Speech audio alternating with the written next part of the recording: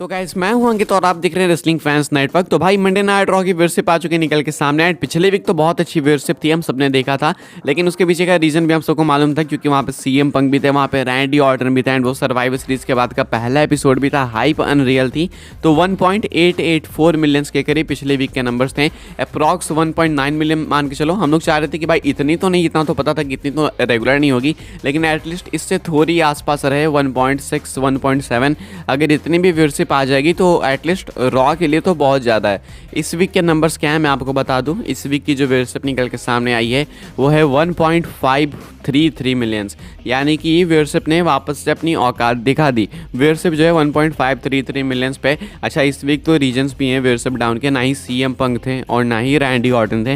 Randy Orton हो चुके हैं स्मैकडाउन का पार्ट, सीएम पंक जो है एब्सेंट थे, अब वो अगले वीक आपको देखने को मिलेंगे अगले एपिसोड में रॉ में। तो ऐसे में व्यूअरशिप ड्रॉप होने के पीछे के रीजन्स भी हैं, लेकिन इन दोनों के ना होने के बावजूद भी एपिसोड अच्छा था। लेकिन सबको पता है भाई व्यूअरशिप एपिसोड पे कहाँ मैटर करती है।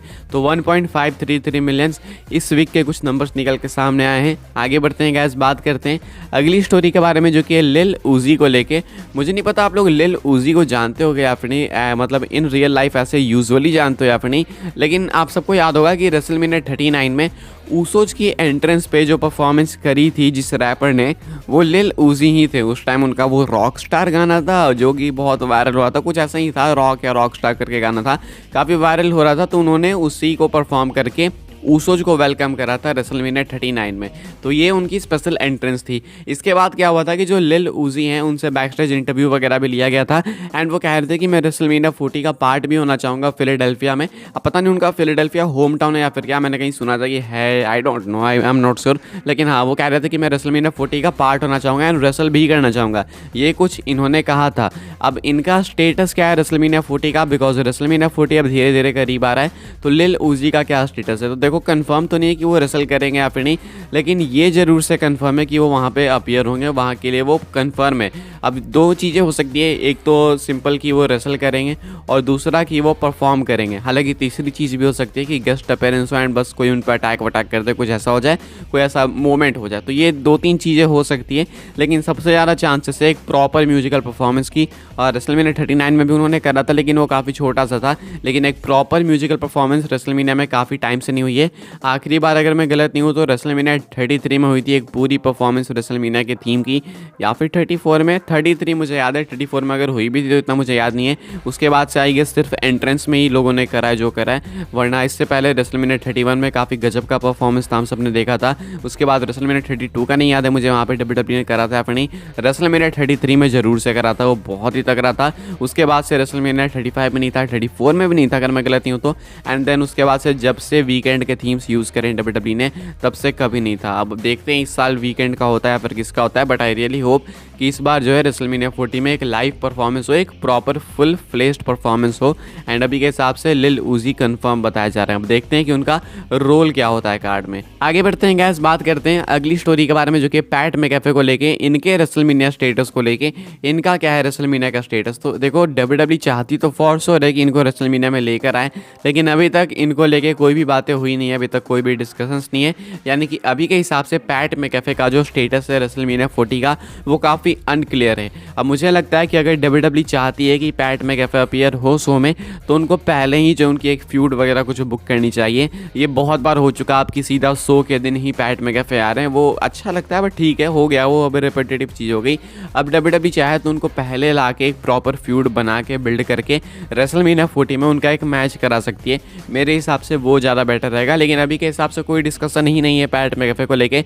बट आई स्टिल होप कि वहाँ पे वो होने वाले हैं, तो इसलिए अगर वो वहाँ पे होने वाले हैं तो मैं चाहता हूँ ढंग से हो, प्रॉपर एक फ्यूड में हो, पहले से वो फ्यूड चलते आ रही हो जिसमें लोग इन्वेस्ट कर रहे हो। आगे बढ़ते हैं गाइस, बात करते हैं अगली स्टोरी के बारे में जो कि केन शैमरॉक को लेके। तो आप में से तो बहुत सारे लोग केन शैमरॉक को जानते हो गए, इतना मैं अज्यूम कर सकता हूँ। नहीं जानते तो मान के चलो बस WWE लेजेंड है, अभी तो एज होगी इनकी भी। क्या इनका WWE रिटर्न होने वाला है? Because just like CM punk, just like Randy Orton, WWE ने इनकी भी मर्चेंडाइज रिलीज करी है। ये आपको मैं पहले दिखा देता हूँ स्क्रीनशॉट शॉट्स WWE के शॉप पे से। ये कुछ है इनकी नई मर्चेंडाइज जो कि रिलीज़ करी गई है। अब ये केन सैमरॉक की मर्चेंडाइज देखने के बाद लोग हो चुके हैं शॉक कि भाई ये इनकी मर्चेंडाइज WWE शॉप पे क्या कर रही है, क्योंकि अभी तक ये WWE के साथ डील के अंदर थे नहीं।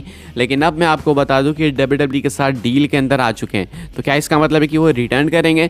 लेकिन उससे पहले मैं आपको बता दूं कि इनकी डील किस तरीके की है। इनकी डील है एक लेजेंड वाली डील बताया जा रहा है, एक लेजेंड डील जो कि WWE को हेल्प करेगी इनके मर्चेंडाइज सेल्स को करने के लिए। WWE इनके मर्चेस को बेचना चाहती है, इसलिए इनके साथ लेजेंड वाली डील करी है। यानी कि अभी भी काफ़ी अनलाइकली है कि वो आके रसल करेंगे। एंड वैसे भी इनकी एज हो चुकी है, तो आई डोंट थिंक कि WWE वो करना भी चाहेगी। ऑलरेडी रोस्टर काफ़ी ज़्यादा उनका बन चुका है।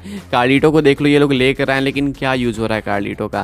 कार्लिटो क्योंकि एक ऐसे रोस्टर में है जहाँ पे कि ऑलरेडी काफ़ी सारे यंग टैलेंट्स भरे हुए हैं, तो वहाँ पे वो परफेक्ट फिट हो नहीं पा रहे। तो ये सेम चीज़ केन सैमरॉक के साथ भी हो जाएगी। तो इससे बेटर है कि उनको लेजेंड डील में ही रखो एंड उनके मर्च से पैसे वैसे कमाओ। तो WWE वही कर रही है। हो सकता है कि इनको हॉल ऑफ फेम में इंडक्ट कर दिया जाए, लेकिन अभी के हिसाब से WWE सिर्फ इनको मर्च वगैरह के लिए साइन कर चुकी है। आगे बढ़ते हैं गैस, बात करते हैं अपनी आखिरी स्टोरी के बारे में, जिस स्टोरी के अंदर बहुत सारी स्टोरीज़ है।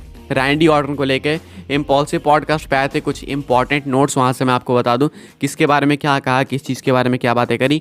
लोगन पॉल के बारे में कहते हैं कि देखो भाई, मुझे लगता है टू बी ऑनेस्ट कि तुम जो इस चीज़ के लिए बने हो, मुझे तुम्हारी आंखों में वो चमक दिखी थी बैक स्टेज। साथ में मैं ये भी बता दूं कि मैं तुमसे लड़ना चाहूँगा अगर मुझे कभी मौका मिला तो रैंडी ऑर्टन लोगन पॉल से लड़ने को भी ओपन है एंड लोगन पॉल को अप्रिशिएट भी करते हैं कि तुम्हारे आंखों में वो चमक है जो कि होनी चाहिए इस बिजनेस के लिए।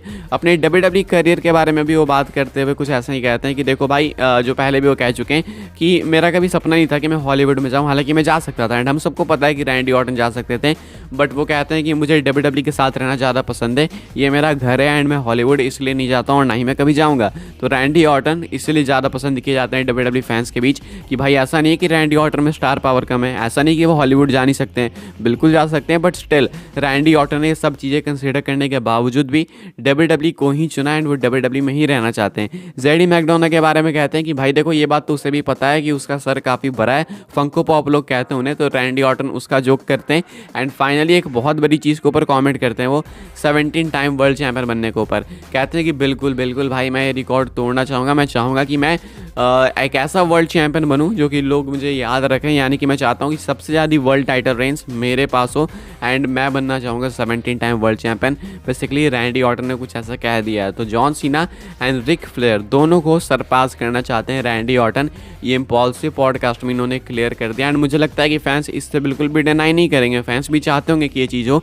अगर जॉन सीना नहीं बन रहे champion, John Cena Ric Flair का रिकॉर्ड नहीं तोड़ रहे हैं, तो रैंडी ऑर्टन भी परफेक्ट ऑप्शन है। रैंडी ऑर्टन की भी हिस्ट्री है रिक फ्लेयर के साथ, जॉन सीना के साथ, तो चाहे तो रैंडी ऑर्टन से भी WWE रिकॉर्ड तुड़वा सकती है। एंड जब बंदा इतना लॉयल है आपकी कंपनी के साथ, तो ये चीज़ बनता भी है मेरे अकॉर्डिंग। तो रैंडी ऑर्टन अगर बनते हैं 17 time world champion, then it's all well and good मेरे हिसाब से। तो फिलहाल के हिसाब से ये कुछ अपडेट्स इस वीडियो के लिए। वीडियो पसंद आए तो वीडियो को लाइक करें, शेयर करें, सब्सक्राइब करें चैनल को, ताकि आने वाले टाइम में आपको और भी ऐसी WWE की न्यूज़ रूमर अपडेट्स मिलती रहे। फॉलो कर सकते हैं आप लोग मुझे इंस्टाग्राम एंड ट्विटर पे, लिंक आपको मिल जाएगी डिस्क्रिप्शन में। ज्वाइन कर सकते हैं व्हाट्सएप चैनल को, उसके भी लिंक है डिस्क्रिप्शन में। मिलता है नेक्स्ट ऑफर काफ़ी इंटरेस्टिंग वीडियो में।